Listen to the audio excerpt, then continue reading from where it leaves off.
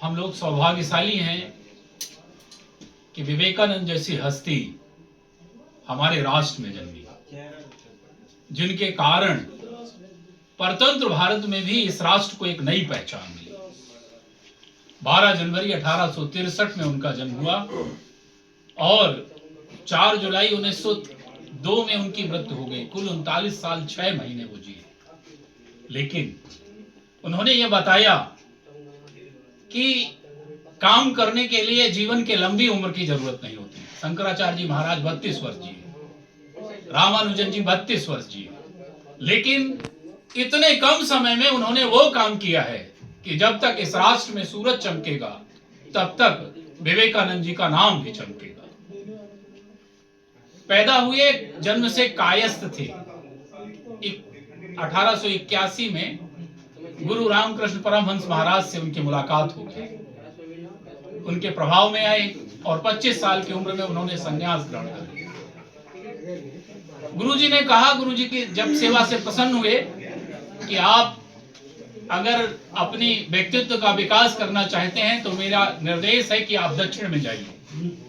दक्षिण में गए, समुद्र पार करके एक चट्टान पे बैठे जिसका नाम आज की डेट में विवेकानंद राग के नाम से है। वहां 3 दिन उन्होंने तपस्या की। उसी समय कुछ ऐसा होने वाला था जिसमें खेतड़ी महाराज अजीत सिंह की इच्छा थी कि वहां विवेकानंद जी जाएं और भारत का प्रतिनिधित्व करें। एक नाम और है जो उन्हें प्रेरित कर रहे थे, भास्कर सेतुपति, तमिलनाडु के राजा थे। दरअसल अमेरिका के खोज के 500 वर्ष पूरे हो गए थे और उस 500 वर्ष पूरे होने के उपलक्ष्य में वहां एक धर्म की नई परिभाषा गढ़ने के लिए, धर्म के औचित्य को सिद्ध करने के लिए एक धर्म सभा आयोजित होना था। भारत परतंत्र राष्ट्र था। हमें समझना यह है कि यदि हमारे अंदर इच्छा शक्ति है तो राही कैसे आसान हो जाती है। परतंत्र राष्ट्र था भारत। यहाँ के लोगों की तो इज्जत नहीं ही थी। इस राष्ट्र भी गुलामी के दौर से गुजर रहा था। ऐसे में उन्हें प्रेरित किया गया कि आप जाइए अमेरिका और भारत का पक्ष रखिए। वहां खेतड़ी महाराज ने उनके आने जाने की व्यवस्था की, उनके परिवार के लिए 100 रुपया पेंशन की व्यवस्था की कि उनका परिवार निश्चिंत होकर वो यहां से जाएं। 31 मई 1893 को विवेकानंद जी यहां से प्रस्थान किए।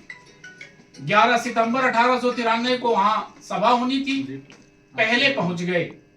जब वहां पहुंचे तो उन्हें मालूम चला कि एक तो जो रजिस्ट्रेशन है उसकी तिथि खत्म हो चुकी है। दूसरी समस्या ये थी कि वहां पहुंचने के लिए किसी धार्मिक संगठन के प्रतिनिधि का प्रमाण पत्र चाहिए। ये दोनों चीजें उनके पास नहीं थी। जाना आसान नहीं था और वहां पहुंचने के बाद भी जीवन आसान नहीं था। जब वो वहां पहुंचे उनके पास पहनने के लिए कपड़े नहीं थे, यात्रा के लिए पैसे नहीं थे, परिवार की चिंता थी, कोई संसाधन नहीं था। लेकिन जहां चाह वहां राय।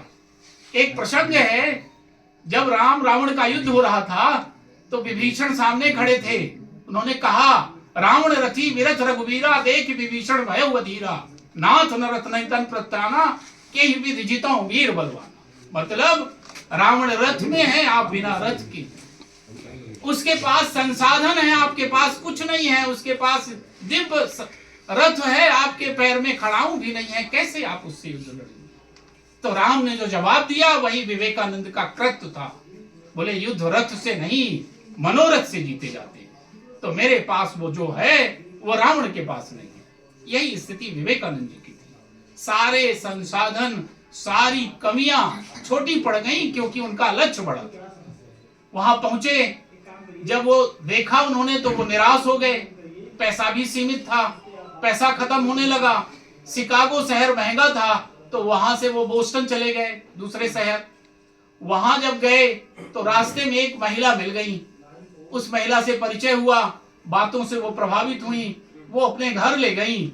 वहां एक प्रोफेसर राइट साहब से उनको मिलवाया। राइट साहब से 4 घंटे उनकी चर्चा हुई। बोले, आपको परिचय बताने की जरूरत अब कहीं नहीं है। सूर्य का परिचय नहीं पूछा जाता, सूर्य का आचरण उसका परिचय बताता है। उन्होंने फोन लगाया जो धर्म सभा के अध्यक्ष थे और उनसे कहा कि ये हमारे यहाँ के प्रोफेसरों से कई गुना ज्यादा बेहतर है, इसलिए प्रक्रिया की बाधा के कारण इनका संबोधन नहीं रोका जाना चाहिए। उन्हें परिचय दिया, एक लेटर दिया और विवेकानंद जी उस सभा के लिए गए। दुर्भाग्य से जब वो वहां पहुंचे तो वो लेटर गुम गया, पता भी गुम गया। अब यहां से उनका संघर्ष फिर शुरू हुआ। कई रातें उन्होंने मालगाड़ी जो यार्ड में खड़ी रहती हैं वहां बिताई। कपड़े नहीं थे वहां की ठंड के हिसाब से। और तीसरी समस्या कि उनका जो पहनावा था, उस पहनावे को देखकर उन्हें कोई चोर समझता था, कोई गरीब समझता था, उनका मजाक उड़ाता था। एक बार अमेरिकी नागरिक ने उनकी पगड़ी उतार दी तो उन्होंने इंग्लिश में कहा, क्यों उतार दी मेरी पगड़ी? तो जब इंग्लिश से बोला तो मुझे लगा कि ये तो पढ़ा लिखा है, तो कहीं आप तो शिक्षित लगते हैं। तो बोले हाँ मैं शिक्षित हूँ। तो बोले वेशभूषा से तो आप शिक्षित नहीं लग रहे। तो बोले आपके राष्ट्र में आपका दर्जी किसी के चरित्र का निर्माण करता होगा, मेरे यहाँ उसके संस्कार आचरण का निर्माण करते हैं, दर्जी नहीं। उस जवाब दिया। उसके बाद जहां चाय वहां राय। एक और प्रसंग है, देखिए कहते हैं जब हनुमान जी विभीषण को सीता माता को खोज रहे थे तो विभीषण के यहाँ पहुंचे। विभीषण से परिचय हुआ। विभीषण से पूछा कि इतनी विपरीत परिस्थिति में कैसे रहते हो आप लंका में, जहां पूजा का कोई प्रावधान ही नहीं है, जहां केवल अत्याचार है, वहां आप कैसे ये सब कर लेते हो? तो विभीषण का जवाब है, सुनहु पवन सुत रहनि हमारी, जिम दर्शन महु जीव बिचारी। मतलब मेरी रहनी ऐसी है जैसे जीव दांतों के बीच रहती है, पता नहीं कब घायल हो जाए, कब कट जाए। वही स्थिति अमेरिका में विवेकानंद जी की थी। कोई सपोर्ट नहीं, कोई पहचानने वाला नहीं। उसके बाद वो वहां एक महिला उनके सामने आई, दरवाजा खोला, उनके वेशभूषा से बात किया, प्रभावित हुई। फिर वही महिला उनको धर्म सभा में लेके गई। तब 1200 की उस सभा में वो शामिल हुई। अब जब वहां नंबर आया, कभी इतनी बड़ी सभा में बोले नहीं थे, सोच रहे थे कि अभी नंबर ना आए, बाद में नंबर आ जाए। अच्छा, जब ये सब हो रहा था तो एक बार निराश हुए कि मैं लौट जाऊं अपने भारत देश, क्योंकि मैं संघर्ष नहीं कर पा रहा हूं। पर फिर उनको लगा कि इतने सारे लोगों की जो अपेक्षाएं मुझसे हैं, उसका क्या होगा, भारत देश के सम्मान का क्या होगा, भारत देश की प्रतिष्ठा का क्या होगा। तो उन्होंने कहा चाहे जो हो, मैं यहाँ भारत देश का प्रतिनिधित्व करे बिना नहीं जाऊंगा। और वो वहां पहुंचे। जब वो संबोधन शुरू हुआ तो कहा, अमेरिका के प्यारे भाइयों एवं बहनों, नया संबोधन था वहां के लिए। कहा, धर्मांधता, सांप्रदायिकता और एक दूसरे की नफरत की आग ने मानवता का जितना बड़ा नुकसान किया है, शायद किसी ने नहीं किया होगा। मैं हिंदू धर्म में हूं तो हिंदू धर्म के उस छोटे से कुएं को ही मानता हूं कि वही सारी दुनिया। यही स्थिति ईसाई धर्म की है, यही स्थिति मुस्लिम धर्म की है। मैं अमेरिका का धन्यवाद करना चाहता हूं कि उसने संकीर्णता की जितनी दीवारें थी उन सबको तोड़ दिया है। और मैं ये आशा करता हूं कि यहां से सारे लोग वो लेके जाएंगे जो आज तक कुछ नहीं जा पाया कहीं। और मैं ये आशा करता हूं कि जब इसका समापन होगा इस धर्म संसद का, तो युद्ध की जगह में सहयोग, विनाश की जगह में शांति और आपसी लड़ाई की जगह में मेल मिलाप को जगह मिलेगी। पूरे विश्व को नए मानवीय मूल्यों से परिचय होगा और विश्व में एक नई सूर्य का उदय, किरणों का उदय होगा। पूरा अमेरिका उनका दीवाना हो गया। परतंत्र भारत की ये स्थिति है। हम आज कहते हैं संसाधन नहीं है, समस्या में है, राष्ट्रवादी सरकार है, धर्म के को पालन करने वाली सरकार है, फिर भी समस्याएं गिनाते हैं। और वो उस समय ये सब कर रहे थे जब उनके अनुरूप कुछ भी नहीं था। जब उनसे पूछा कि आप ये संदेश सबको दे रहे हैं तो आप भारत में क्यों नहीं देते हैं, तो बोले मेरे भारत के लोगों का भी पेट नहीं भरा, और जब तक पेट में भूख लगी हो तब तक उसे वेदांत दर्शन नहीं पढ़ाना चाहिए। इसलिए भटकाव की जरूरत आपको ज्यादा है।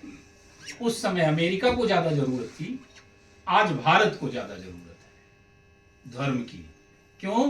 क्योंकि पैसा और समृद्धता इंसान को अपने पद से भटकाती है। तो उसकी जरूरत अब भारत राष्ट्र को है।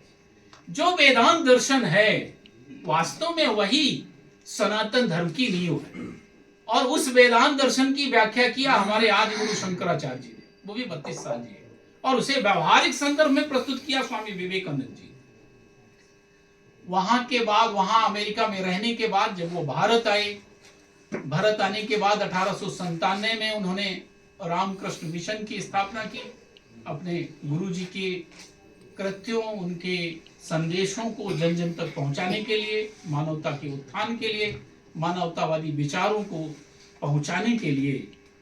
और विवेकानंद जी का पूरा जो जीवन है उससे केवल एक ही चीज समझनी चाहिए कि कोई चलता पद चिन्हों पर कोई पद चिन्ह बनाता है सूरमा वही जग में जो अपनी राह बनाता है।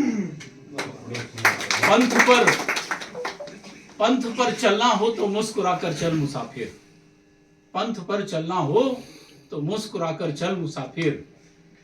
आंधियां के साथ खुद से भी तुझे लड़ना पड़ेगा, पर चल मुसाफिर, क्योंकि जब तक पथ पर कर्तव्य पड़े हैं तब तक तुझे चलना पड़ेगा। मौत यदि सामने आए तो मौत से भी लड़ना पड़ेगा। याद रहे, आंधियों के सामने भी जो मुस्कुराते हैं वही समय के पंथ पर पदचिन्ह अपने छोड़ जाते हैं, और फिर कोई ताकत उन्हें मिटा नहीं पा सकते हैं लोग। राष्ट्रपति का नाम भूल सकते हैं लोग, स्वामी विवेकानंद जी का नाम कभी नहीं भूला जाएगा, क्योंकि इस राष्ट्र को उन्होंने जो दिया वो बहुत कम लोग दे पाते हैं। परतंत्र भारत में अमेरिका जैसे देश को अपना दीवाना बनाना, हम लोग स्वतंत्र भारत में रह रहे हैं, सारी सुविधाएं हैं, आज तक विदेश यात्रा नहीं कर पाए, और वो 39 साल में वो करके चले गए कि हम लोग सोचे भी तो शायद कभी नहीं कर पाएंगे। इसीलिए विवेकानंद जी का नाम अमर है, अमर था और हमेशा अमर रहेगा। मैं सौभाग्यशाली हूँ उनके इस विराट व्यक्तित्व के में थोड़ा सा कुछ कहने का अवसर प्राप्त हुआ। धन्यवाद।